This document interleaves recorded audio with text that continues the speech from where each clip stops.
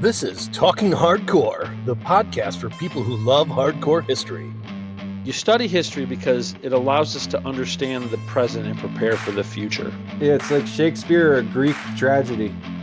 Could you imagine what was in the Library of Alexandria? I bet it was porn. I'm not even wearing pants right now, Scott. What's the old Clint Eastwood line? A man's got to know his limitations. I know my limitations. The Talking Hardcore podcast is presented by Ace Industrial Solutions. Are you in need of skilled trade professionals for your next project? Look no further.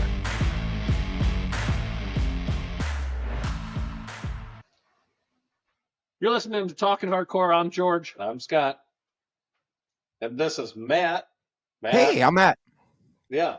Matt, our other co-host. And he is joined today. Matt, you want to introduce your friend? Yeah, it's my friend Daniel from London. He's visiting here, and he's somewwhat of an expert on the subject about which we will be speaking today. Child abuse and child rape.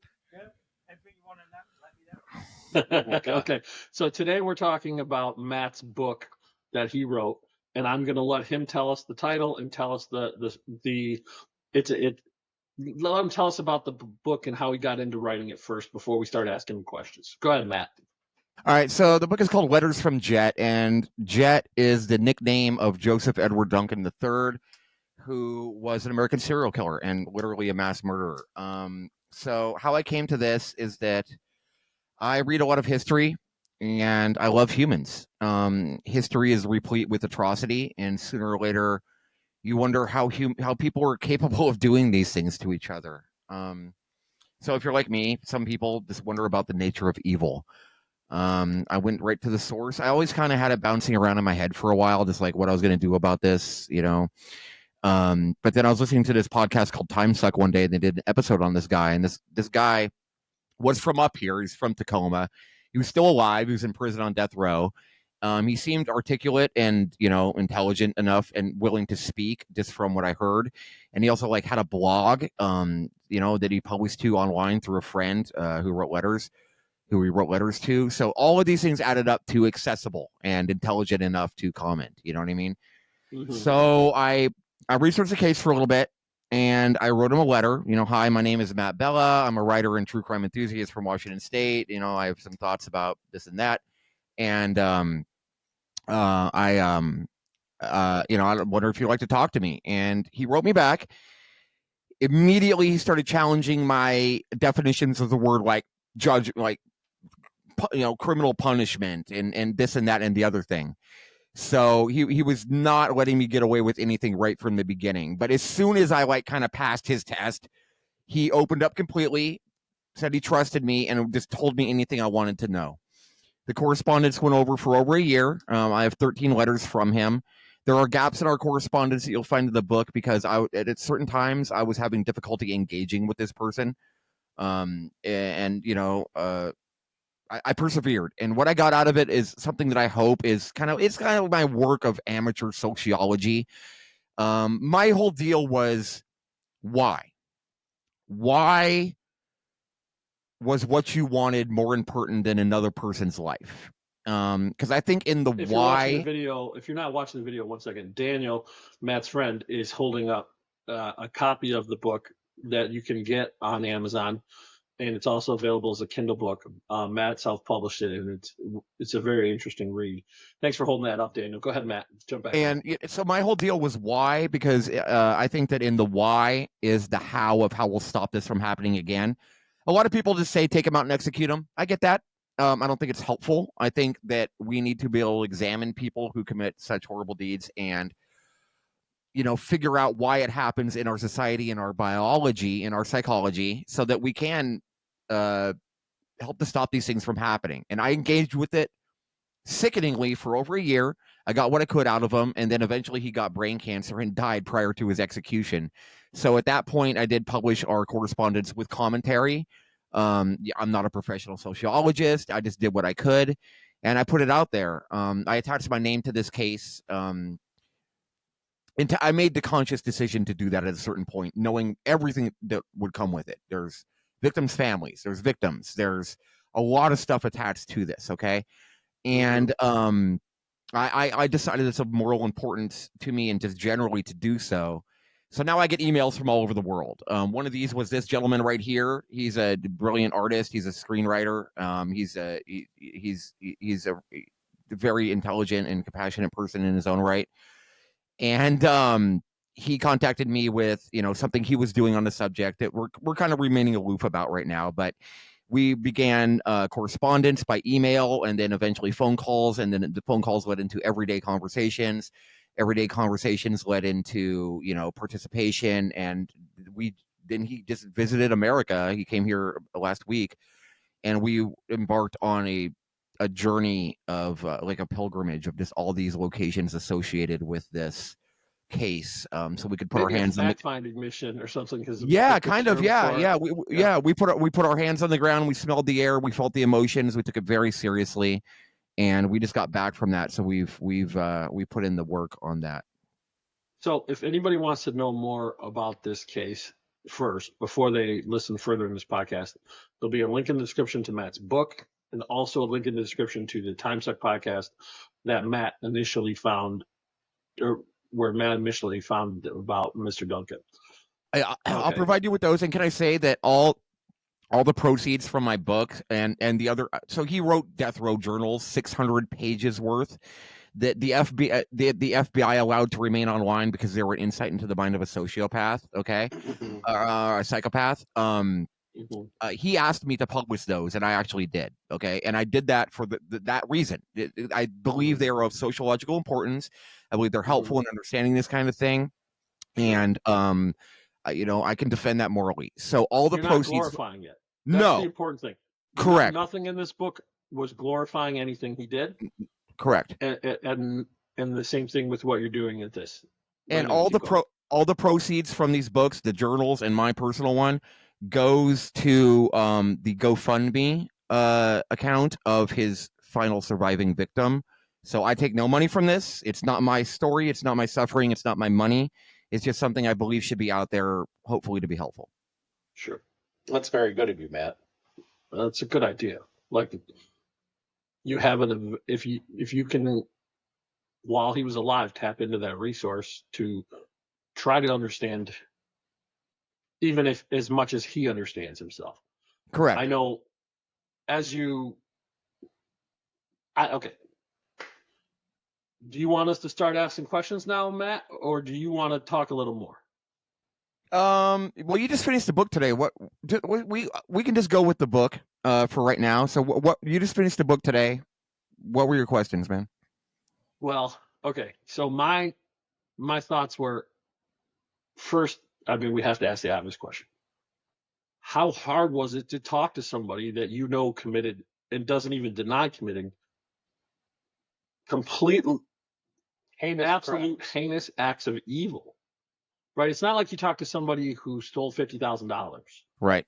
Right. You had to correspond with somebody who did the worst things that humans can do to each other. Yes. And I know you. I know you're not a callous person, so I imagine that probably affected you. It did, and it continues to affect me to this day. And this kind of the reason why I'm participating in this project with Daniel is that we're both kind of exercising demons. I'm not going to speak for him, but I had to figure out why I did it, and so I can tell you that I did approach him with so first of all, to directly answer your question, it was tough. There are gaps in our correspondence that you'll notice there of like 2 months, and that was me struggling to engage with this person. Okay. I would sit down at my desk, I'd smoke a little weed, you know what I mean? I get ready to write, and I just try and put my head into the mindset of someone who had done these things. And I balked a couple times, like few times. It was tough. And you'll see me getting angry at him. Like, why? Why did you do this? You know what I mean? But at the same time, you can't go with judgment. You can't go with anger, because you'll never what you're trying to do. It wouldn't be successful. You'll never get the truth out of him, man. It'll just deflect right off him or give you some bullshit. You know what I mean? I had to approach with empathy as a human and be nice. That was even harder. Being nice to the person, being compassionate and empathic. So, but it has to happen. So that's how I did it. I did it because the end goal, I believed, was really important. And whatever I accomplished of that was worth it to me. Did you notice, like when in your correspondence in the book, that Jett. I'm going to call him by Jett, but So in the book, Joseph Duncan asks Matt in the correspondence, asks Matt to refer to him as Jett, which is his initials. Go ahead. So did you notice how, like, during his correspondence, he kind of takes himself and his actions out of the realm of classification. So almost like he's just an NPC. If you understand what I'm saying, like almost I like noticed that. he's thinking of himself as like a higher being, maybe like just not removing his own agency Yeah, from his decisions. there you go. But it wasn't just from himself. Yeah, no, it's It from was everything. Everybody. Yeah, and I mean, honestly. But anyway, yeah. Sorry, go ahead. Yeah. Did you notice that, Matt? Did you get that feeling? Yeah, I did, and that's kind of his whole vibe. Is that like so at the end of his rampage, he's supposed to have had this epiphany, okay? Which I'm gonna let Daniel speak on that in a minute, because he kind of came up with the best explanation that I've heard for what actually happened in his mind at that time.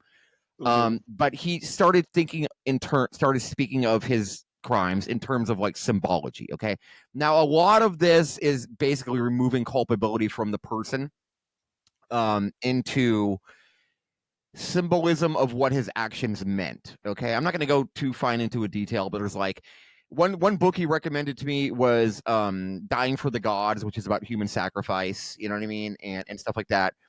And so he will remove his own volition from these instances and place it in the hands of, like, humanity, motion, history. System.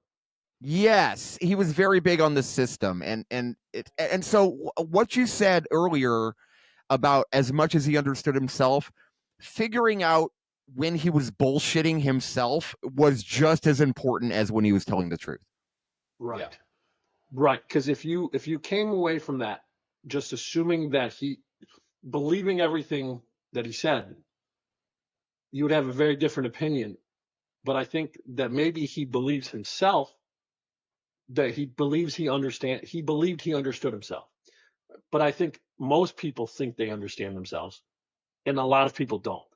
And what's more interesting is if, and hopefully people read the book, and I implore them to read the book. But what's interesting is the conversations go from seemingly, okay, yeah, he's an intelligent person. And then as you push, as he divulges more information and you push for more information on, why he did these things, it really starts to take a turn to, well, almost like It wasn't my fault. yeah. Yeah. I mean, there's only so much you can blame certain things on, or, like society or religion or whatever. I mean, it was your fault. You did these things like this. I'm sorry, but that's just how it is. But he kind of, he goes on from like a personal, well-spoken person, and then as the letters continue, he turns into more of a, well, it's not my fault, or these things happened. I'm a product of the system. Yeah, and there's nothing I can do about it. The thing, and not just him.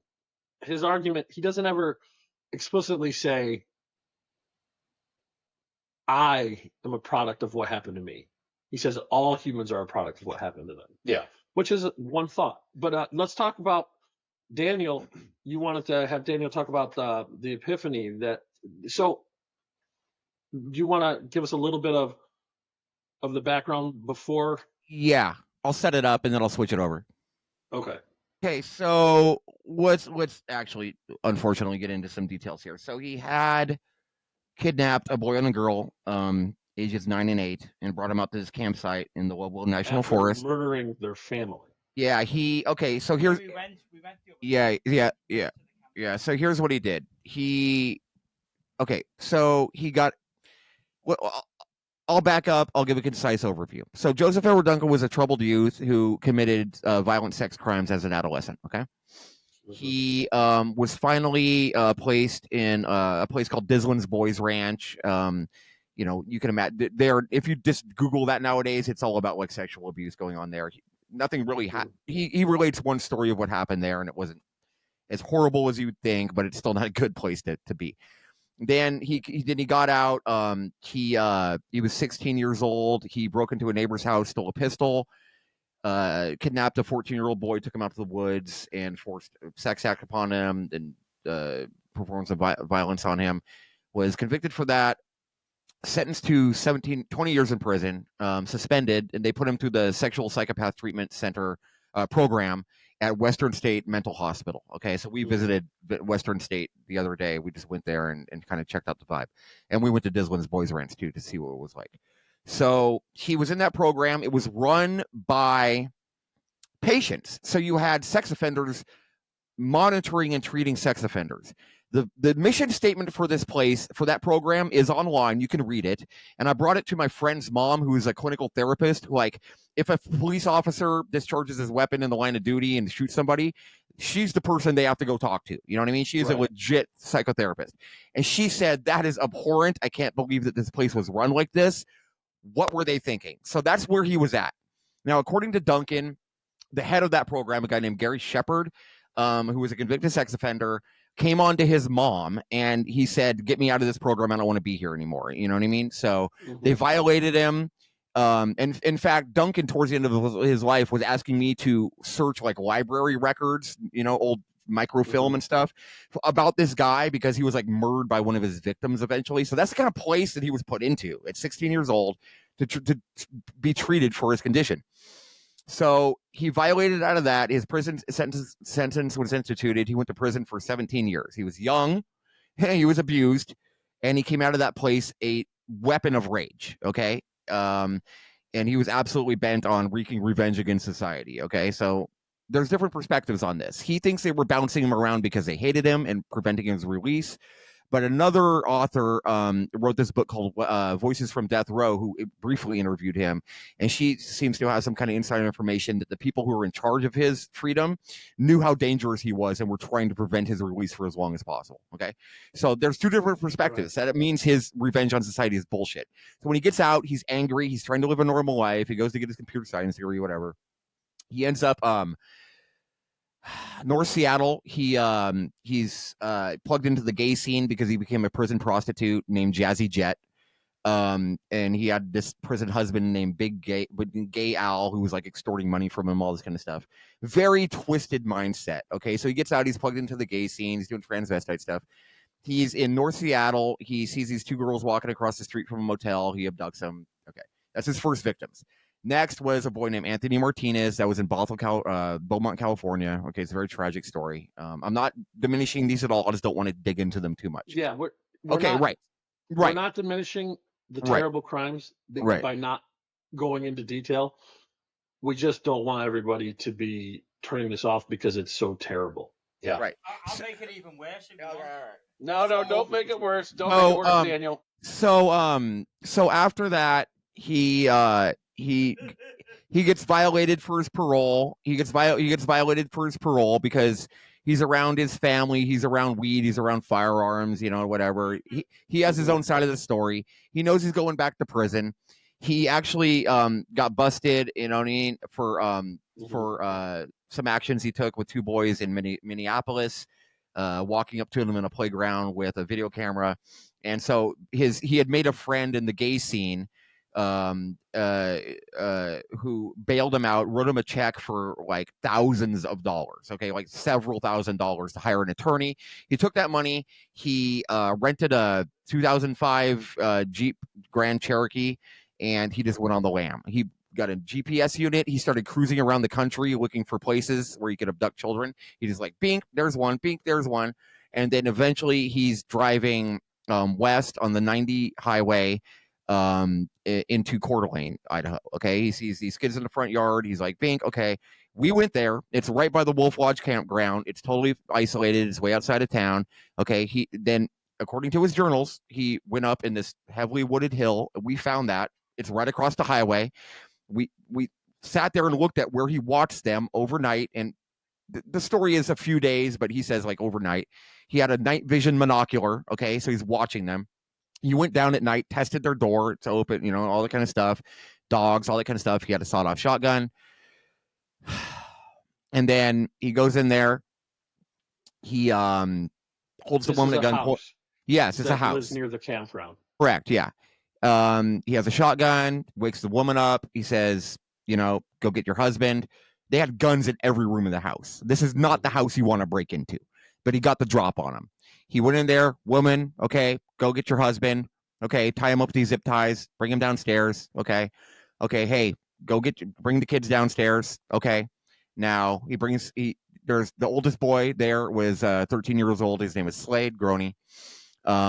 He took the two youngest, 8 and 9, out to the truck, and then he went back in and murdered the family with a hammer. Okay, then he takes the two youngest kids 100 miles east to the Lolo National Forest up in the Bitterroot Mountains to this campsite. We went there. We looked for the campsite. We know exactly how isolated it is. It's insane. So 6 weeks he held them there. Okay, 6 weeks. At the end of, you can imagine what's going on. We're not going to go into that. At the end of that, there was a squirrel at the campground. Okay, there was a squirrel at the campground that kept visiting, and he told the boy Dylan Groney, 9 years old, if you can catch this squirrel, you can go home. So the boy caught the squirrel and he said, "Okay, pack it up. We're going home." And Shasta, the 8-year-old girl, was holding his hand. Said, "Hey, we get to go home." Boom! Shotgun goes off. He said he was digging around for a beer in the cooler, and the shotgun was in there, and it went off. Authorities tried to test his shotgun to make it go off. They couldn't do it. She said he was expendable at that point, and whatever. There's different stories. Mm-hmm. So the kid is doubled over, clutching his guts. They're hanging out, and he says, "Okay, I guess I got to put him out of his misery." Holds the shotgun up to his head. Click. Oh, empty chamber. Sorry, let me just hang out and reload the fucking shotgun for a minute. Click, click. Blows his fucking head off right in front of the girl. It's absolutely insane and horrifying. The only reason I say that is because she came through this as an incredible hero and beat this fucking monster despite all of this shit. Okay? So then she's like, fuck this dude. I am going to get out of here and I am going to take this dude down. Okay? So she starts befriending him. She starts manipulating him, being nice to him, saying like, "Oh, you can talk to me," all this kind of stuff. So he takes her down to the lower campground and he says, "How do you want to be killed? Shot or strangled?" She says, "Strangled."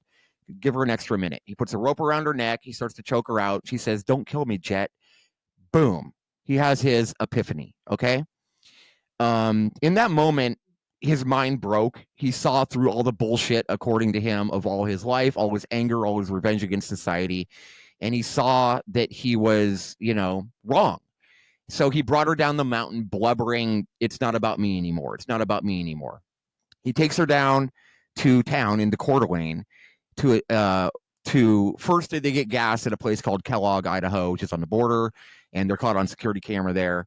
But nobody knew anything. They walked in, nobody knew anything. And me and Daniel stood in that place the other day. We're just like, in some rural gas station. It's a Conoco. Right. And then like, "Hey, do you want to get something to eat?" Yeah. So he brought him to the Denny's in Coeur d'Alene, and her missing poster was on the wall. And she walked in and she nodded at this dude, and he nodded at her, and she was like, "That's fucking it. I'm saved." So they sitting at the table, and the waitress comes up, recognizes her. Police are already been called. She stalls the guy. "Hey, honey, do you want a milkshake?" All this kind of stuff. Cops roll in. That's it. She's saved. So the epiphany is a weird thing. He has expounded at length upon this. Like, he will make a whole fucking philosophy out of this. Well, you're about to be up, Daniel. Hold on. All right. All right.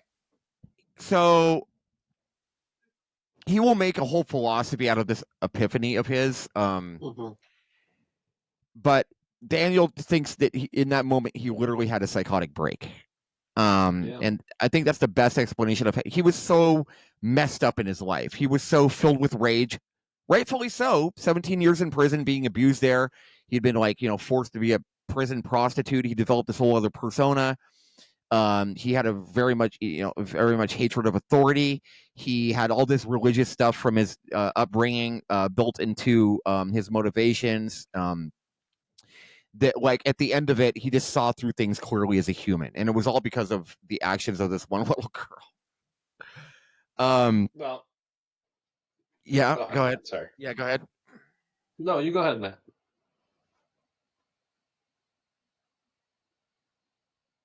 It's almost sickening to the degree. In fact, it is sickening to the degree to which he uses her as his springboard for enlightenment. Right. Right, because it shouldn't take that. And honestly, when you listen, when I read the letters that he corresponded with you, I don't get the feeling that he actually had any kind of a real awakening to the awfulness of what he did. Did you guys It's see not- any remorse in those words in his words at all? No, not at all. I believe, and I don't think he would actually even have made that argument, at least in the letters with you. It wasn't remorse. What he said is he just stopped being mad at the system, or stopped being full of rage at the system, or he realized it wasn't doing any good. But the point, Yeah. this goes back to my point earlier. He literally takes himself out of the equation. Right. Like Yeah. There's no like, accounting. Yeah, he doesn't ever feel the weight of what he did. well, I can't. At least there's no evidence to it in the letters with Matt. I mean, in the first letter, he says that he's, whatever. He's come to terms with his crimes. And, Right. I mean, but crimes is always in quotes. yeah, I know. Yeah. I know. But that's my point, though. Is he's literally his mentality or his justification for his actions. Literally, he has taken himself out of the picture. It's like I'm just an actor on the stage. And then my time was over. Like I swear to God that like I said, that's why I said mindless NPC. Right. Because he was that's just who he considered. Like that's how he looked at himself. Yeah, and things just happened. Yes. Yeah. Yes, I did them, but they agents. just happened. Yeah. Anyway. So no, you're right. You want to comment on it, Daniel? Yeah, Daniel. Yeah, All right, let me turn you over to Daniel for a minute. Yeah. Let's ask Daniel a few questions. we got to tee Hello. Daniel up. What's up? Hey, Daniel. Okay, you're gonna say USA, the same things Matt just USA. said. But, nice. You can even say the same things Matt just said, but now with your accent, it's gonna sound smarter. So that's the beauty of it of English accent. So I disagree, mate. You went with Matt and seen all these sites, and Matt said you thought the epiphany was more of a psychotic break. Can you explain a little bit about what you mean by that? Yeah, he explained it as like a spiritual awakening when he saw the God in Shasta. I think he had a complete mental breakdown myself. Right. That's my interpretation. Then that's why he gave himself it. He just couldn't carry on anymore. Does the little girl, does she say he was blubbering like that the whole way out of the woods? Or was that from him? Like it's not, you said he was saying it's not about me, it's not about me. Was that her recollection or his? That was his. Yeah. Okay, see, I wonder if that's even a true statement then. The other thing I'm curious about, and I wish, I don't know if, I don't remember reading this.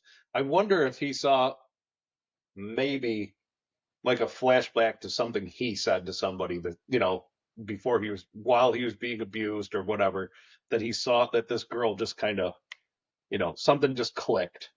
Yeah, you're probably right. Yeah, because when he started trying to strangle her, she called him Jett, and that broke through to him. She went, "Stop, Jett," Right. and it triggered prison memories, maybe. Maybe. Yeah. What did you think about the letters, Matt? That Jett wrote, Matt. Daniel? What did you think? What did you think about that correspondence? What did you come away thinking about how he felt? Oh, it's a very complicated. I don't have any definite answer, but I think he's a guy. He never realized what he did. I think when he went into death row, he never realized what he did to to the children, to the families. He went into another zone. Do you know what I mean? He went into wasn't like he didn't understand the depth of the evil that he committed. Yeah, exactly. Yeah. I got that same feeling from those letters. Yeah, but he never acknowledges there's a good or evil. It just is. So that's one of the things that I took away from Matt's correspondence with Jett as well, was it got very philosophical. And I found it interesting. But after the whole correspondence, basically my thoughts are that his philosophy is just kind of rubbish. Bullshit. Kind of bullshit. Thanks. Okay, good to hear it. Yeah, it was bullshit. And it was bullshit justifications to make him feel better about himself. but I also don't think they were really based in anything that was really true, or that we know how society works. No, he was trying to be like a pseudo intellectual, you know, to his end game. Yeah, and he talks like he's a voyeur. It's not like he talks I'm a like voyeur. I'm the Messiah. It's all bullshit. Yeah, I just watched the stuff that I did through. Like you said, like an NPC. And there's a reflection of society and all this bullshit. Right. You know? So I think a good reason to read that, because when I read those letters, I come away hearing him parrot some pretty bad philosophy. Yeah, really bad. Yeah, really bad. But smart people think those things too. And it's not like he came up with those concepts. I think he probably read a lot of that philosophy, and it fit his narrative, so he adopted it. Or he made it fit his narrative. Well, I mean, it made him, it absolved him of responsibility. Yeah. Yeah. Like the big thing he focused on is like, well, you guys got an extended discussion, Matt, you and Jett, about empathy, right? And he didn't even believe it was real. Yeah, exactly. Which, yeah. A little bit about what he says about that is accurate. Like, it's a muscle that you can turn empathy off. Like, we've seen that in human history. When people go to war, right? When they do awful things. But also, there's a line for most people. All right. And that line often includes kids, where most people even put into where, if you don't do this, something bad will happen to you. A significant portion of people will still not do those things. Yeah. Instead of incur that evilness by committing that evil. And he seems to think that everybody would act the same in those situations. Yeah, you got it, brother. Right. Everybody would do whatever they had to do to survive, but human history shows that that's not the case. Some people choose the higher ground. Some people choose to sacrifice. And I found that, again, that's part of the philosophy that I think that he found a way to justify it to himself and then just skipped on. You know? Yeah. I think you've completely understood. I probably shouldn't say this, but my gateway to this case was I was sexually abused as a kid. So I saw the lens I was seeing this case through. I was seeing it through my own childhood. Oh, that's awful. So that's why we changed the name. Like Dylan in the script, I've changed his name to Daniel. So I'm seeing it through my own childhood. So Joseph Edward Duncan, I've tried to understand it, but I've read all the journals, all the letters. Right. He just talks bullshit, basically. It's that. Yeah. But at the same token, I don't hate him. I'm not like, he's a monster, he's a demon, all this shit. You know what I mean? Yeah, he's just a I've tried to understand him, give as much compassion as I can. Yeah. Right. And that's the difference, right? Because if you believe Joseph Edward, if you believe Duncan, he experienced some stuff similar to you, right? Well, what I went through was far, far worse than what he went through. Let's put it that way. And I've never fucking. And that's my point, because we do have agency. Yeah. Exactly. You can go through something awful and not be turned into somebody like what he became. Yeah, exactly. And that's what he seemed to think that it wasn't possible. Like, the way he looked at humans is, if this happens, then that is what happens. Well, there's actually, in all the Death Row journals, there's an actually incredible entry in the first volume when he admits it. He comes out right and went, all my life I was saying I was fighting society, I wanted to fight, take on civilization, and he comes out bluntly and said, "Listen, if not, I would have done it anyway." He realized his own demons. I generally think, I generally think some people are just born wrong, you know. Right. Yeah. Sure. I think. Well, and that's unfortunately, that's just. I mean, you have enough people, you're going to have a certain percentage of people that just. I think he was. No, I generally think he was. From what I've researched the shit out of this guy, he was born wrong. Right. His And you wonder, brain. you wonder if that had something to do with the brain tumor or any of that. Like we don't know enough to know. Yeah. If there was some kind of brain defect. So Go ahead, I Matt. looked into. So I was writing to him when he first noticed his brain tumor. Okay, and I looked into that type of glioblastoma. It develops very quickly. That was my first thought, is that it had something to do with it. But he was in prison for 10 years, and it probably happened while he was in prison. Sure. But then maybe he got dropped on his head as a baby. Like, you never know what. So I want to go back to that, because I think that, born wrong. Okay, it depends on how that is treated.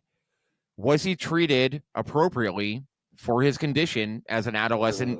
Violent sex offender? That's where we're going to go ahead and disagree. Putting him, first of all, putting him into a ranch, a boys' ranch or whatever, where but remember what he had already done. I understand by that point. That didn't make it better. Right. So what they could have done then is just killed him. Well, that's not, because then how many more people are alive? How many more people are alive and not have been raped? Well, and then prison, and you're being beaten and gang raped by your fellow prisoners, and he breaks your psychology to where you right. That's and what I'm saying. Yeah. So it's both. It's not just nature and nurture, as always we talk about in history. It's both, and that's the importance of this case to me. It's not his revenge against society being fully accurate. It is society being a factor in how we treat people who are problems, and we can make them worse. We can make problems worse with the way we treat people. That's my take on this. Well, that's true. The other thing, George, in your, you have to remember this. That, rather let 100 criminals free than incarcerate. Yeah, but that's not what I'm talking about. I understand. They had good evidence. No, they did. And what I'm saying is it exacerbated the issue. Yes. Right. But also, this guy was committing crimes that were not like little crimes. I understand. At a young age. I understand. So it's something like 3% of the population are born. This is at least the stats that I've heard. 3% of the population are born psychopaths or sociopaths. Okay? Which means those people are going to struggle really, really mightily to survive and to participate in society in a correct way that's good for everybody. Okay? And this is one of the things that Duncan talks about. Like, he's at the beginning of the letters, he's talking about how crime, the point of prison is rehabilitate. And that's not it at all. That's a side thing. The most important thing is removing these people from having access to victims. I'd agree with that. Okay, so let's remove him from society and let's place him in a treatment center that will, be run by clinical therapists. Terrible idea.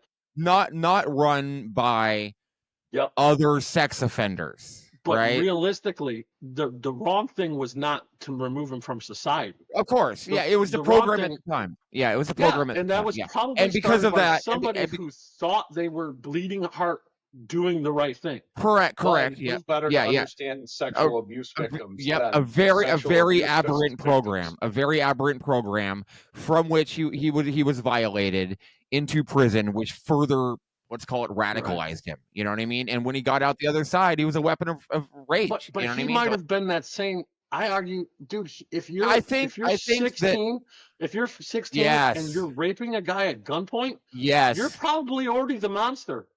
Yeah. I mean, maybe he went what do you to do with prison that person? and he converted other people to monsters. Right. I mean, so you don't always say, let them out. They fell in with the wrong crowd. You always hear that about kids. Like, they fell in. Well, some of those kids are the wrong crowd. Yeah. Maybe he was the one in prison fucking everybody else up and making them worse, because this guy was raping people at gunpoint. I got to be quiet. My dog's at 16.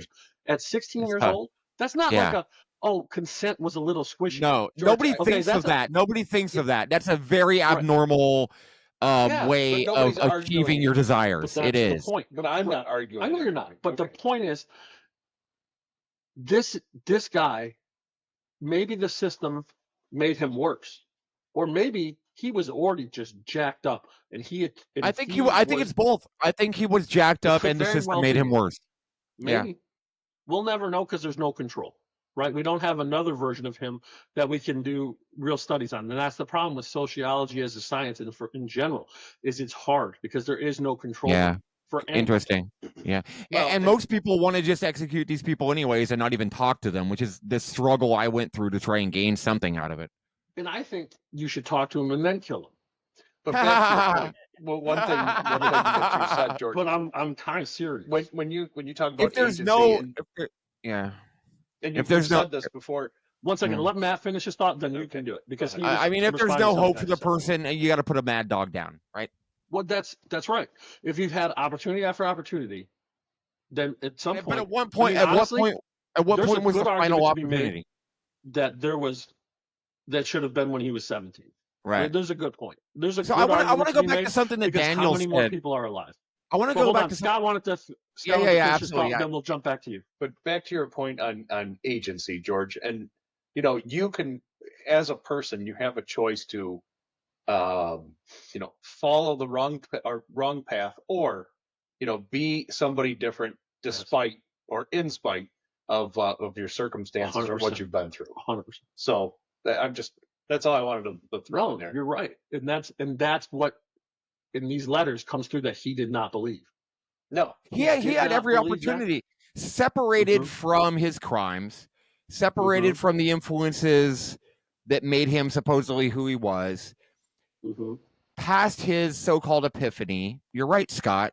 That is the ultimate opportunity to take responsibility for your actions, right? Right, and he never did that. He never did that. He never said, I was just he alludes to being wrong. He alludes to being mistaken. But he never just says, always in quotes. You know what? I just wanted to do this stuff. And you know what I mean? Like, I found an opportunity to do it. Every commentary I've heard, every serious commentary I've heard, has every serious commentary I've heard. And there's not much. There's a load of like nonsense podcasts out there about this guy. And they're just reciting everything, and they haven't done the work. They haven't read the journals. They haven't, whatever. So they just, they just like, they don't even come close to that. So you're separated. Did he say, the only serious commentary I've heard is, is like, fuck you. You wanted to do this stuff. Everything you're saying is bullshit. And it brings it down to that. How complex do we get when we are deceiving ourselves that our actions were justified? Our worst behavior was justified. Very, very much so. It's capable. We do that. Now, this guy had a fucking platform. He had a fucking major platform that his victims did not have, okay? And he was able to broadcast his voice. Now, I think that platform is valuable because we are able to glean these things from it, okay? So the actual blog itself, it's valuable. I publish those journals for a reason. I think they're of sociological importance. I think they're useful in, someday that blog may get shut down. Now it's on paper forever, okay? People can read this and they can make of it what they will. This is not fucking sick murder porn. This is an attempt to help society. Okay. Right. So the only intelligent, so clearly not that. It's not. Barely, in the book, you barely brush into any of that, and I like that about that because that's not what you're focused on at all, and I think that's important. I just want to take a minute here to so Daniel and I have been scouring the internet for information, and it's all about him. Shasta Groney is his final surviving victim. She has had many interviews. She's had a troubled life. She has a bit of a platform herself. Her book is about to come out on August 1st. It's called Out of the Woods. It was by a true crime writer. So she was going to write a book for a while. She didn't do it. Now this one's coming out August 1st. Out of the Woods. Her book is coming out. Please, God, let her make a fucking $1 million off this shit. You know what I mean? Please. But let her have a good life. She's had a hard life. After she got out, not be completely fucked up. Yeah. She struggled with drug addiction. She's very vocal and open about that. She had her own self-identity issues. She didn't want to be this person anymore, be recognized as that, in her community. Her community built her a house. Her dad had to be kicked out of it. There was a fund set up for her. Her fund manager defrauded it. every shitty thing you can think of has happened to this person. So like all the money just goes straight to fucking her GoFundMe. You know what I mean? Like from these books, every goddamn penny, just like give it to her, whatever you're gonna do with it. Duncan had other victims. Money doesn't even so help. her brother No, was named it's the best you can do. her brother was named Dylan Groney. He was 9 years old when he was murdered at that campsite. He was a good boy from all, how could you not be? Right. Her older brother was named Slade. He was 13. He was murdered at the house. Brenda Groney was her mother. Boyfriend, Brett McKenzie, was a good guy. Prior to that, two girls who did not get enough notice are Sammy Jo White and Carmen Cubias. You won't find their names many places except for his Wikipedia page under his name. Sammy Jo White and Carmen Cubias, they're half sisters. They're associated with the tribe, I think, based out of Montana, and then Anthony Martinez. So there are names that need to be remembered. The two sisters, he committed necrophilia on them. He went back to the child corpses and fucked the dead bodies. Thanks for that, Daniel. Yeah. No. So we're dealing with some of the So let's just zoom out there. I tried to understand the nature of evil, and I went straight to the fucking source, and it was really hard. Yeah. Okay. And I thought that was interesting because what he came away saying is that there is no evil. And psychopaths aren't real. There is no evil. You know what's evil to him? It's just all whatever's bad is what's agreed upon by society. And he came away trying to justify pedophilia that way. Well, not just that.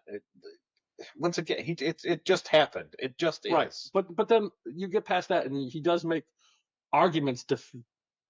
They're not necessarily defend. It's bullshit. No, it is, but also these are not his arguments alone. There are philosophers that make these arguments, and so it's important that people realize that the final end of those arguments can be used to justify things like what this guy did, because no matter what, even if it's completely not real, we have to act as though free will is real. Because if we do not, society cannot function. I've heard, I'm sorry, Scott. Yeah, Scott, I really appreciate you bringing it back to that point because it is super important. It's a lack of culpability, okay? And I'll be lackadaisical in my life, you know what I mean? Sure, we all do that. But when you're committing such heinous crimes, something needs to be accounted for. I have a friend who studies the teachings of Sam Harris, and he'll just say free will isn't real. You know what I mean? He uses that as an excuse to be a loser. This is how I was born. This is how things must be. I think it's fucking bullshit. You know what I mean? I think you should take accountability for your actions. I don't know if that starts at the age of being an adult, but it's a certain point when you are conscious of your actions. That's when you start being accountable for them. And maybe his epiphany was when he became conscious of his actions for the first time, Right. So that's okay. That's okay. Sorry, go ahead. No, I mean, that's okay in that regard. You know what I mean? Mm-hmm. But past that, we're not seeing an incredible amount of accountability. Right. If it was a true epiphany and he woke up to the evilness that he had committed, right, then he would have recanted that evil. Yeah. The first thing he would have said was, I wanted to do this. And let's talk about his definition of evil. So, basically, his definition of evil is judging other people, right? Right. That was the other thing I came away, again, that is bullshit philosophy that doesn't work as soon as you break down. Humans judge because that's how they survive. And so a woman seeing him on one side of the street and hiding or getting to where there's more people, or grabbing her child closely. Right. He blames That's a judgment that fucking saves lives. Yes. We have it's an instinct. We have to make those judgments all the time. Yeah. And that's how species survive. That speaks to the woman, and I think I forget her name, Kelly. I'll send you the link to her stuff. She wrote a book called Voices from Death Row, where she interviewed various subjects, and he was one of them. And she had a completely different perspective on his stuff. And I'll speak to that again in this context, which was everyone around him recognized how dangerous he was. That's why they were putting him away for longer. That's why they stopped like allowing him, parole opportunities. That's why people looked at him askance on the street. Okay, it's because you are a dangerous prisoner and you exude evil, dude. So like your judgment of that on society is absolutely a necessary survival instinct for the human species. He and I talked about. So I had a few notions that like we'll get there, dude. It's not what this is about right now.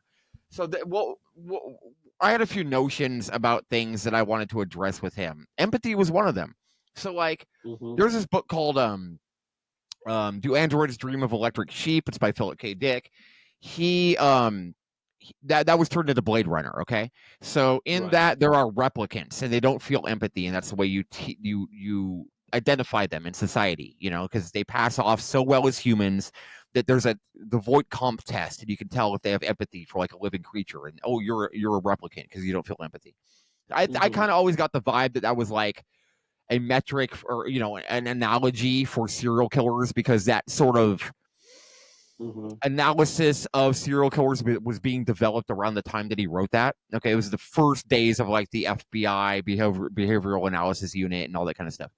And so I asked him about that, and I thought, there's the whole about that.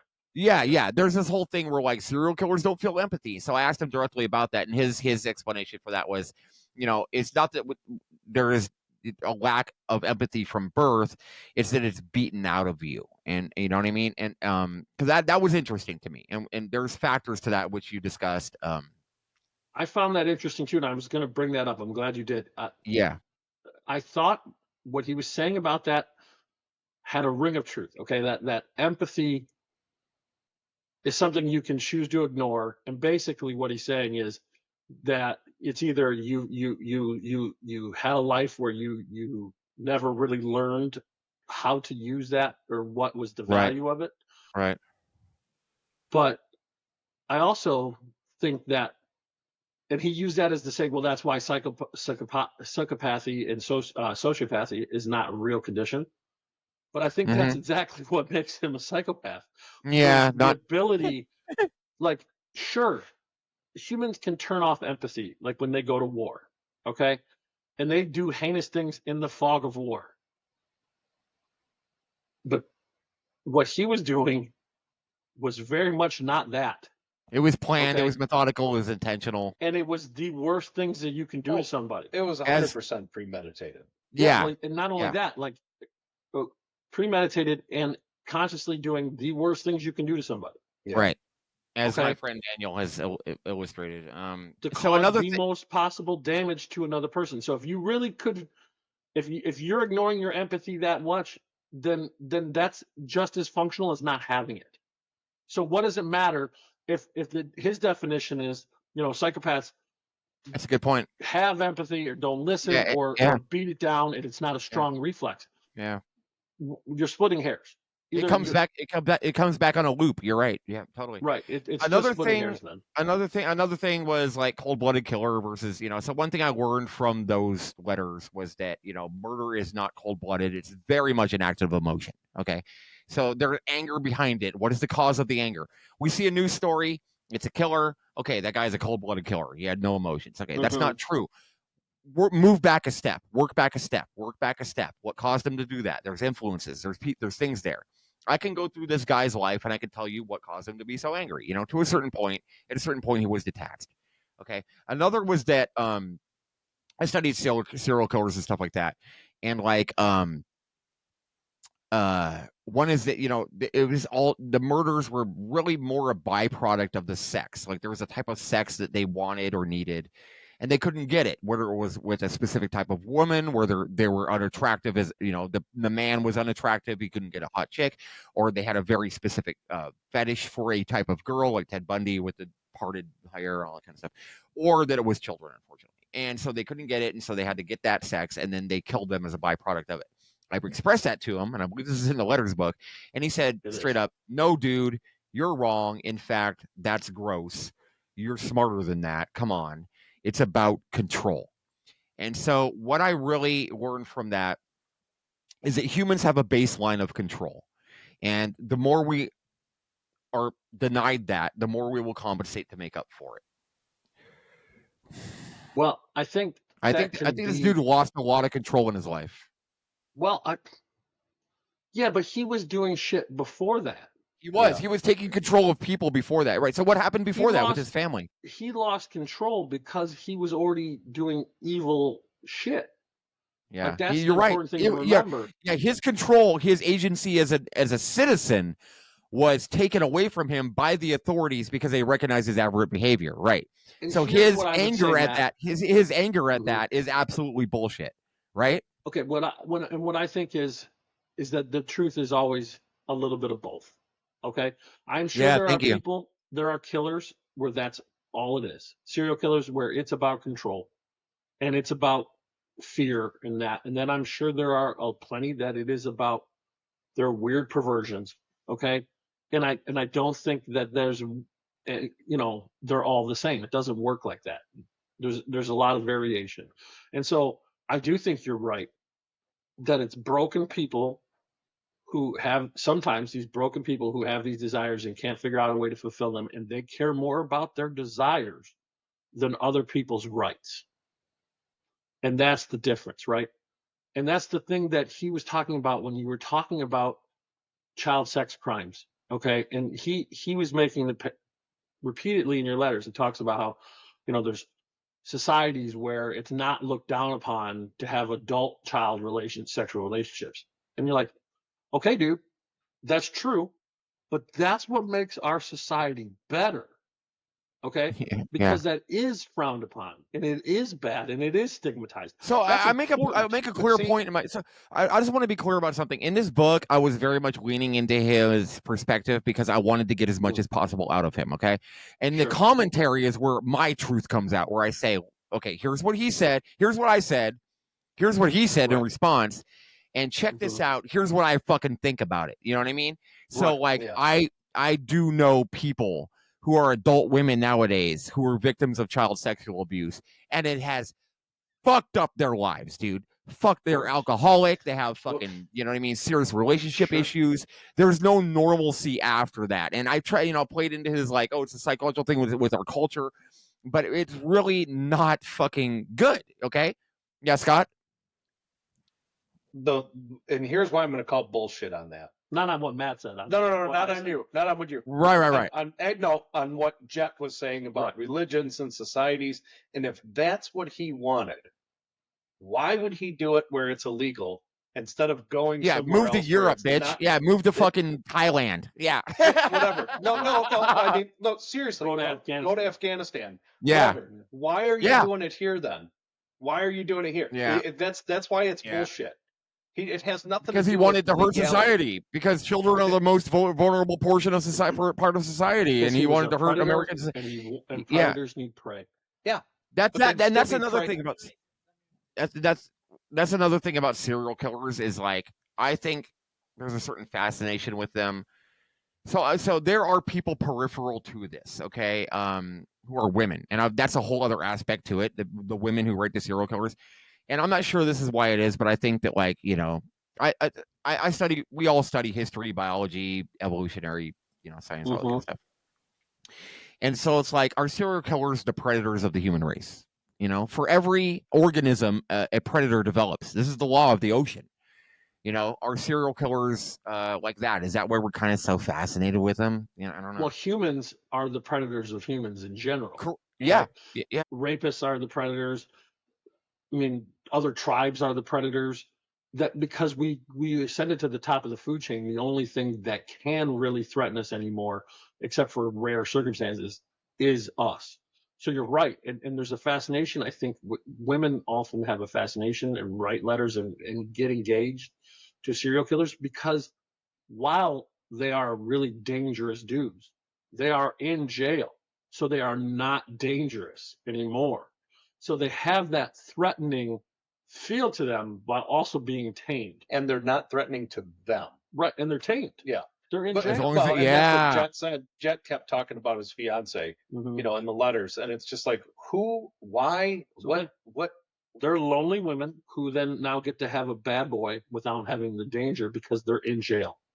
Maybe. That's what I think. So, and again, it's different. There's going to be different reasons for different women.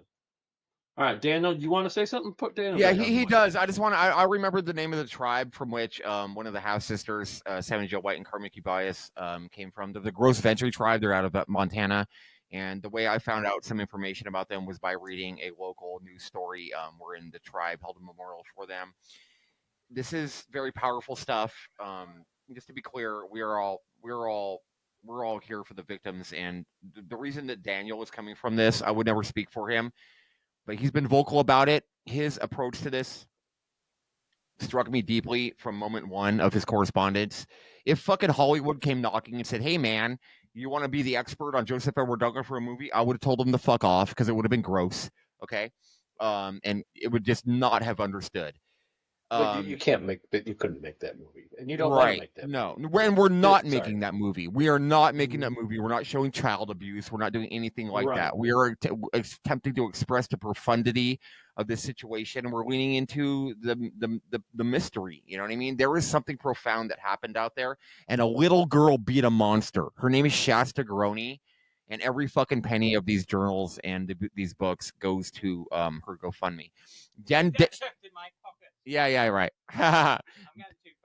Daniel, earlier on, I'm at work and I get phone calls from this dude, and he's telling me the most hardcore shit, like that stops me in my tracks and makes me think about what I'm doing this for. It makes me think about whether I'm worthy, and it just propels me on to do justice to the story of the victims, his story, and his vision for how he wants to express it. And he has something that he wants to read to close this out. Yeah, go ahead, Daniel. Thank you. I'm a lot more amoral than Matt. Like Matt's like, we're going to help the victims. I don't think this film's going to change anything. I think the world's completely fucked up and it's never going to change. So that's my stance on things. I'm a bit of a nihilist myself. Anyway, Right. I want to read you a death row entry from Joseph Edward Duncan. And this is as dark as it gets. Get ready. You sure you want to read that? That's okay. Go ahead. I can't wait. I'm excited. Monday, April 11th, 2011. The scream no one heard. I took the two children into the mountainous wilderness of western Montana.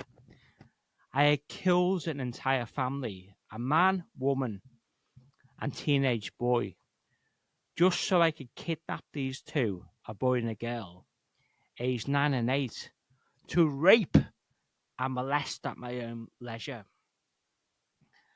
I stood naked at the edge of the cliff, looking at the dirt road that twisted and turned along the contours of the narrow valley. It was the only way to get to a clearing where I stood, stalking my claim. The children were behind me in the jeep. They too were naked, watching and fearing my every move as I exposed myself to the forest, to the sky, and to them. I dared anyone to see me as I contemplated my situation. In a moment, I would rape the children, but I felt compelled to do something else first, some necessary part of the script that would make my revenge more legitimate. The instructions came, just as they always did, right when they were needed. There was something I had to say first, but what? Suddenly I knew. I screamed at the top of my lungs. My voice was straining, booming across the valley, forming words and challenging everyone to hear. I screamed, "Where are you now, you fucking pigs?" Not a question, but a demand and a challenge. And I screamed, "You're going to stop me now, have my way with these children now, fucking coppers." And I screamed, "What happened to all your power and authority, pigman?" Then, breathing heavily, I waited for an answer, but none came. Nobody heard my screams. Nobody would rescue the children. That was exactly the point I needed to make.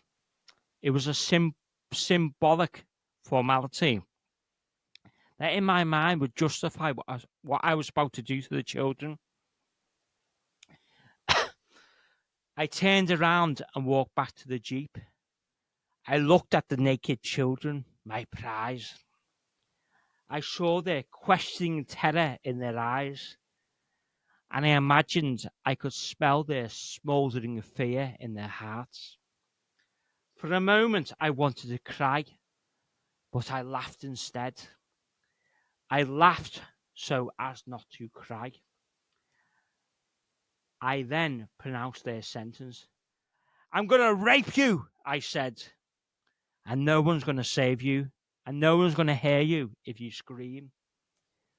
Then I raped them, and nobody tried to save them, and nobody heard them scream. There you go. Death Row. You know what I'm saying? They should have just killed him when he was 17. Some people are broken. Some people are just broken. Let's be clear. Shasta Grony beat that fucking dude. She had seen her fucking family murdered. She had been through the torment of the campsite. She had seen her little brother murdered out there. And she still fucking came through and outsmarted him and tricked him into releasing her and getting captured. She's a fucking hero. She deserves all the luck in the world. Her book is coming out on August 1st. It's called Out of the Woods. Let's make her goddamn rich. And let's remember the name of his victims, Anthony Martinez and Sammy Joe White and Carmen Cubillas. Right. And hopefully that book coming out and can be part of healing any part that can heal for what she went through. Like you said, all the awful things that have happened in her life and what she's been dealing with. And I mean, Matt, money doesn't fix that stuff. It doesn't. But talking it can at least help. Yeah. And in writing the book, maybe that's helpful. Maybe it is. Maybe it can be cathartic. And money does allow you to try to get the help that you need. And hopefully that can help too. Because there's nothing. There's nothing you can do. I mean, money doesn't fix that, but at least it can help. So hopefully that book does well. I don't even think money exists. I think money's a fiction in the head. Money doesn't exist. Okay, now we're really getting deep into the weeds here. Sound like a friend. All right, we're going to have to make that another podcast, Daniel. I don't know. We're going to get into nihilism and anarchy and money and all of that. That sounds fun, but that's definitely another episode because this one's already been too deep, and I think we should probably wrap it up here. Thanks, guys. I want to thank you both for coming on. Daniel, thanks for being so honest and forthright, and that this is not an easy conversation. And I hope people read Matt's book. This was a very normal conversation to me. So yeah. That sounds like a hard life. Hey guys, to live, thanks for bearing this stuff. I know it's hard. The points I wanted to hit that are helpful to this kind of thing, like we focused on. You know what I mean? So that was good. Appreciate it, and I think it's worthwhile to read the letters that Matt and Jett wrote to each other because and Daniel's holding up a copy of the book right now if you're just listening, and it is available on Amazon. Check the link in the description.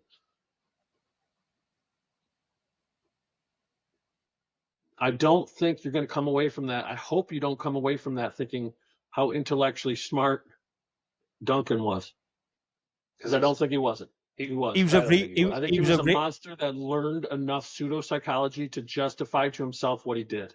Yeah, I agree. I think he was a retard myself. Yeah, I mean, I honestly wonder if he wasn't hit on the head or something like that. Because, well, anyway, we can't. You guys know my feelings about that. We've talked about that in regards to other monsters in history, like how much of this could be brain damage. We'll never know. But all right, Matt, go ahead.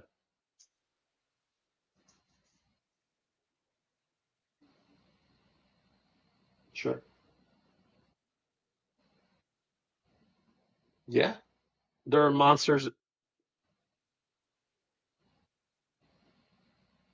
I understand what you're saying, but I do think that we can probably make exceptions when it's this depraved, right? Like, No, I don't think I we don't. should. I think we should That's fine.